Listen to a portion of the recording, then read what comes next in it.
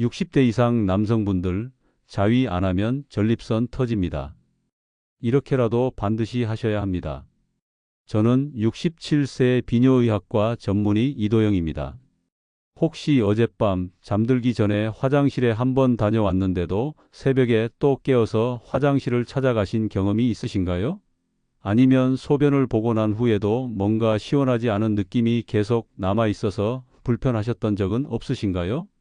만약 지금 고개를 끄덕이고 계시다면 이것은 단순히 나이가 들어서 생기는 자연스러운 현상이 아닙니다. 여러분의 몸이 보내는 매우 중요한 신호일 수 있습니다. 저는 30년 넘게 비뇨의학과에서 중장년 남성분들을 진료해온 의사입니다. 그동안 수많은 환자분들을 만나면서 한 가지 놀라운 사실을 발견했습니다. 대부분의 남성분들이 전립선 문제로 고생하면서도 정작 가장 효과적이고 간단한 해결책에 대해서는 제대로 알지 못하고 계신다는 것입니다. 오늘 이 시간을 통해 여러분께 전해드리고 싶은 내용은 병원에서 쉽게 말씀드리기 어려웠던 하지만 정말 중요한 건강 정보입니다. 이 정보를 알고 계신 분과 그렇지 않은 분의 노후 생활은 분명히 달라질 것입니다. 먼저 현실적인 이야기부터 시작해 보겠습니다. 60대 이상 남성분들 중 상당수가 밤에 2번, 3번씩 화장실에 가시는 분들이 많습니다. 처음에는 그저 물을 많이 마셔서 그런가 보다 하고 넘어가시죠. 하지만 시간이 지나면서 점점 더 자주 깨게 되고 소변 줄기도 예전만큼 시원하지 않게 됩니다. 더 심각한 문제는 아침에 일어났을 때의 변화입니다. 예전에는 당연했던 것들이 어느 순간부터 사라지기 시작합니다. 남성으로서 느꼈던 자연스러운 신체 반응들이 점점 줄어들고 그것이 자신감까지 떨어뜨리게 됩니다. 이런 변화들을 겪으면서 많은 분들이 이렇게 생각하십니다. 나이가 들어서 그런 거겠지. 어쩔 수 없는 일이야. 하지만 여기서 중요한 것은 이런 증상들이 단순한 노화 현상이 아니라는 점입니다. 이것은 우리 몸이 보내는 명확한 경고 신호입니다. 실제로 진료실에서 만난 73세 환자분 한 분은 이런 말씀을 하셨습니다. 선생님, 처음에는 그냥 소변이 좀 불편한 정도였는데 밤에 자꾸 깨다 보니 잠을 제대로 못 자겠더라고요. 그러다가 어느 날 새벽에 화장실 가다가 넘어져서 고관절을 다쳤어요. 수술비만 480만 원이 들었습니다. 이분의 경우처럼 처음에는 단순한 불편함으로 시작된 것이 결국 큰 문제로 이어지는 경우가 많습니다. 소변 문제가 수면 장애로 이어지고 수면 부족이 낙상 위험을 높이고 결국 심각한 부상과 큰 치료비로 이어지는 악순환이 시작되는 것입니다. 또 다른 70대 환자분은 속옷이 늘 젖어 있어서 외출하기가 부담스러워졌다고 하셨습니다. 오랫동안 다니던 노인정도 그만두게 되고 사회적 활동이 줄어들면서 기분도 우울해지셨다고 합니다. 이렇게 전립선 문제는 단순히 화장실 문제에 그치지 않고 전체적인 삶의 질을 떨어뜨리는 원인이 됩니다. 하지만 많은 분들이 이런 문제를 겪으면서도 누구에게 말하기 어려워하십니다. 창피하다고 생각하거나 나이가 들면 당연한 것이라고 체념하시는 경우가 많습니다. 그러다가 결국 문제가 더 심각해져서 병원을 찾게 되면 이미 상당히 진행된 상태인 경우가 많습니다. 전립선 관련 수술은 보통 300만 원에서 500만 원 정도의 비용이 듭니다. 게다가 회복 기간도 최소 한 달 이상 걸리고 그 기간 동안 일상생활에 많은 제약이 따릅니다. 하지만 더 중요한 것은 수술 후에도 완전히 예전 상태로 돌아가기 어려운 경우가 많다는 점입니다. 그렇다면 이런 문제들을 미리 예방하고 개선할 수 있는 방법은 없을까요? 다행히 있습니다. 그것도 병원에 가지 않고도 비싼 약을 먹지 않고도 집에서 간단히 할 수 있는 방법이 있습니다. 여기서 중요한 것은 전립선이 어떤 기관인지를 제대로 이해하는 것입니다. 전립선은 남성에게만 있는 특별한 기관으로 정액의 일부를 만들어내는 역할을 합니다. 그런데 이 전립선이 제대로 기능하려면 정기적인 자극과 배출이 필요합니다. 쉽게 말해서 전립선은 저장고가 아니라 공장입니다. 공장에서 만들어진 제품은 계속 쌓아두면 문제가 생기죠. 마찬가지로 전립선에서 만들어진 정액도 적절히 배출되지 않으면 전립선 자체에 문제가 생기기 시작합니다. 정액이 전립선 내에 계속 머물러 있으면 그 부분에 염증이 생기고 전립선이 부풀어 오르게 됩니다. 부풀어 오른 전립선은 바로 옆에 있는 요도를 누르게 되고 그 결과 소변이 시원하게 나오지 않게 되는 것입니다. 많은 연구에서 정기적인 정액 배출이 전립선 건강에 매우 중요하다는 것이 밝혀졌습니다. 특히 중장년 남성의 경우 이런 배출이 전립선 관련 질환의 위험을 크게 줄여준다는 결과들이 나오고 있습니다. 그런데 여기서 많은 분들이 이런 질문을 하십니다. 그럼 부부관계가 어렵거나 혼자 사는 사람은 어떻게 해야 하나요? 이것은 정말 현실적인 질문입니다. 나이가 들면서 배우자와의 관계가 줄어들거나 혼자 사시는 분들도 많으시니까요. 바로 이 지점에서 많은 분들이 포기하거나 체념하게 됩니다. 이 나이에 무슨 하면서 그냥 넘어가시는 경우가 많습니다. 하지만 이런 생각이야말로 전립선 건강을 해치는 가장 큰 원인 중 하나입니다. 전립선은 매우 정직한 기관입니다. 필요한 자극과 배출이 없으면 바로 신호를 보내기 시작합니다. 그 신호가 바로 소변 문제이고 발기력 저하이며 전반적인 활력 감소입니다. 따라서 부부관계가 어렵더라도 다른 방법으로 이 문제를 해결할 수 있습니다. 그것이 바로 자위를 통한 정기적인 배출입니다. 많은 분들이 이 이야기를 들으면 부끄러워하거나 거부감을 느끼실 수 있습니다. 하지만 이것은 건강을 위한 필요한 활동이라는 점을 이해해 주시기 바랍니다. 실제로 세계적인 의학기관들에서는 이런 활동을 전립선 건강 관리의 중요한 부분으로 인정하고 있습니다. 이것은 부끄러운 일이 아니라 건강 관리의 한 부분이라는 것이 의학계의 공통된 견해입니다. 헬스장에서 근육 운동을 하는 것처럼 전립선도 적절한 자극을 통해 건강을 유지할 수 있습니다. 근육을 사용하지 않으면 약해지는 것처럼 전립선도 적절한 자극이 없으면 기능이 떨어지게 됩니다. 지금까지 이런 내용들을 병원에서 직접 말씀드리기는 어려웠습니다. 하지만 여러분의 건강을 위해서는 반드시 알아야 할 중요한 정보입니다. 이 정보를 바탕으로 여러분 스스로 건강을 관리할 수 있게 되기를 바랍니다. 그렇다면 정확히 전립선에서 무슨 일이 일어나고 있는 걸까요? 이 부분을 정확히 이해하셔야 왜 정기적인 배출이 중요한지 납득하실 수 있을 겁니다. 전립선을 쉽게 비유해서 말씀드리면 작은 공장과 같습니다. 이 공장에서는 매일 정액의 중요한 성분들을 만들어냅니다. 그런데 만들어진 제품이 계속 창고에만 쌓여 있으면 어떻게 될까요? 당연히 문제가 생기겠죠.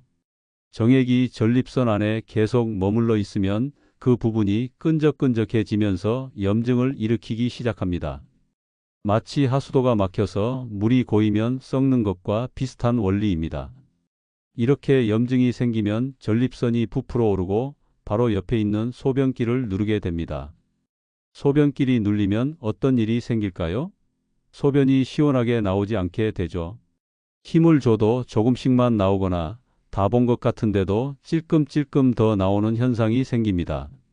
밤에도 자꾸 마려워서 잠에서 깨게 되고요. 더 심각한 문제는 이런 상황이 계속되면 전립선이 점점 더 커진다는 것입니다.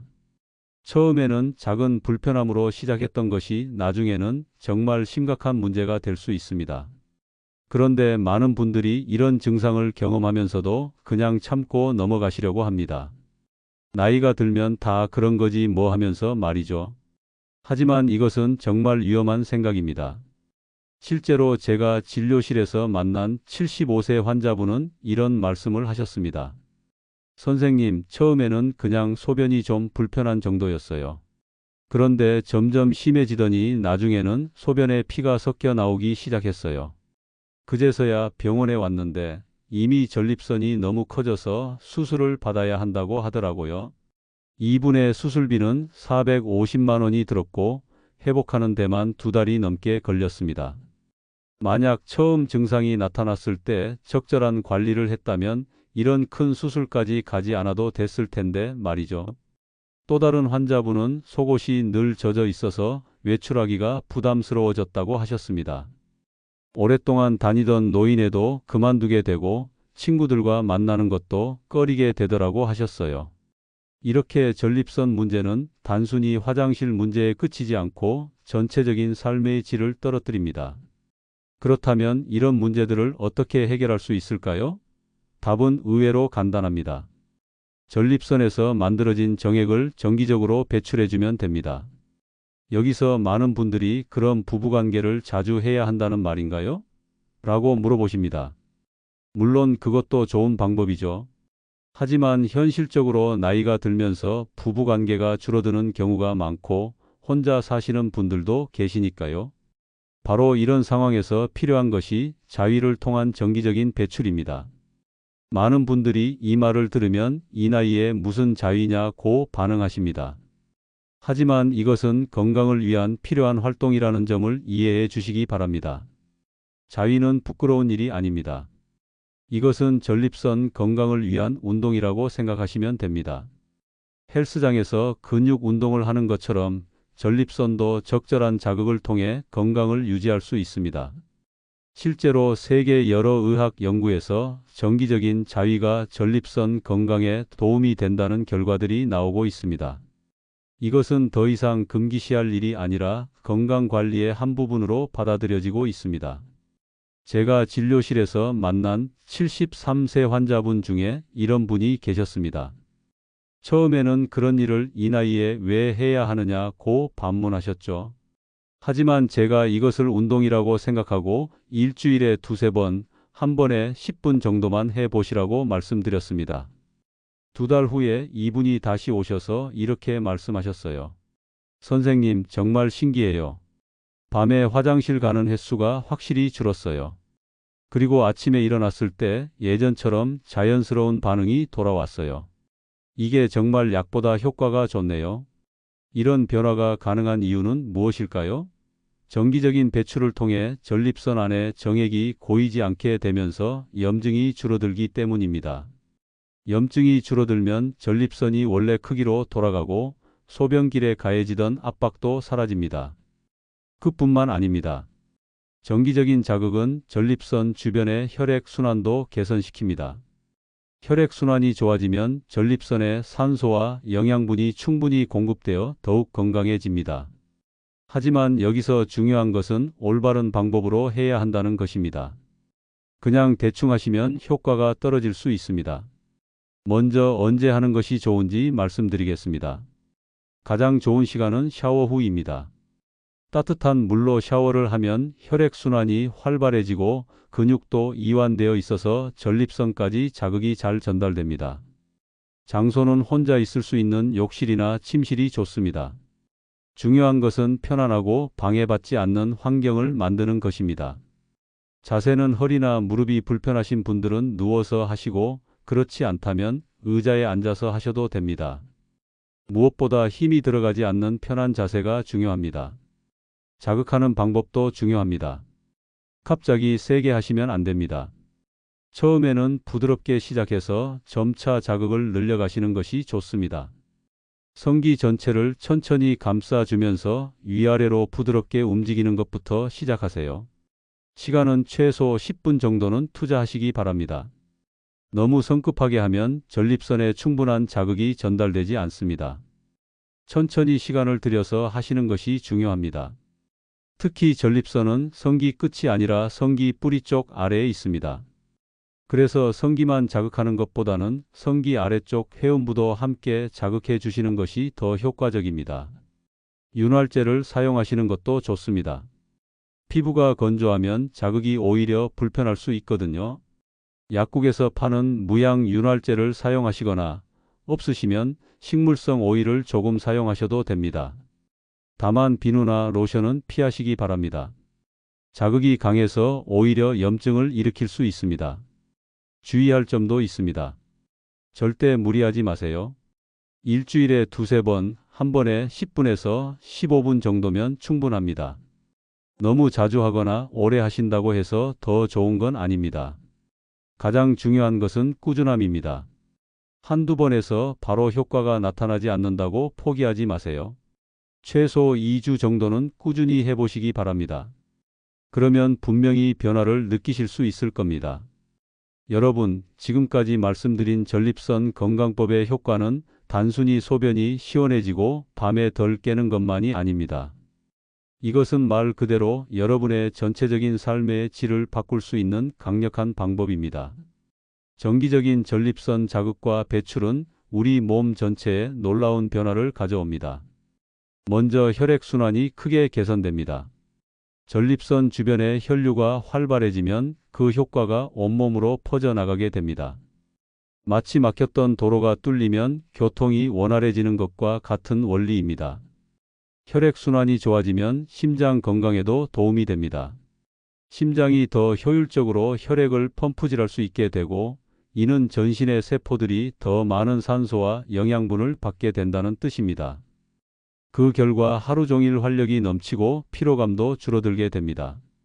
기분의 변화도 놀랍습니다. 정액이 배출될 때 우리 뇌에서는 기분을 좋게 만드는 여러 호르몬들이 분비됩니다. 이런 호르몬들은 우울한 기분을 개선하고 자신감을 높여줍니다. 작은 일에도 쉽게 짜증나던 것이 줄어들고 전반적으로 긍정적인 마음가짐을 갖게 됩니다. 면역력도 향상됩니다. 전립선에 정액이 계속 고여 있으면 그 부분에 염증이 생기고, 이런 만성 염증은 우리 몸의 면역 체계를 약화시킵니다. 하지만 정기적인 배출을 통해 염증을 줄이면 면역력이 회복되어 감기나 다른 질병에도 덜 걸리게 됩니다. 수면의 질도 크게 달라집니다. 밤에 화장실에 가는 횟수가 줄어들면 깊은 잠을 잘 수 있게 됩니다. 깊은 잠은 뇌 건강에 매우 중요합니다. 잠을 자는 동안 뇌에서는 하루 종일 쌓인 노폐물들을 청소하는 작업을 합니다. 이 과정이 제대로 이루어지면 치매 같은 뇌 질환의 위험도 줄어들게 됩니다. 근육과 뼈 건강에도 도움이 됩니다. 정액 배출 과정에서 골반 주변 근육들이 자연스럽게 운동을 하게 됩니다. 이는 요실금 예방과 허리 통증 완화에도 효과가 있습니다. 특히 골반 근육은 우리 몸의 중심을 잡아주는 중요한 역할을 하는데, 이 근육이 강해지면 전체적인 자세도 좋아집니다. 여기서 중요한 것은 이런 모든 변화가 약이나 수술 없이도 가능하다는 점입니다. 여러분의 손끝 하나로 이 모든 건강상의 이익을 얻을 수 있다는 것입니다. 실제로 제가 이 방법을 추천드린 많은 환자분들이 놀라운 변화를 경험하셨습니다. 대구에 사시는 78세 환자분은 이런 말씀을 하셨어요.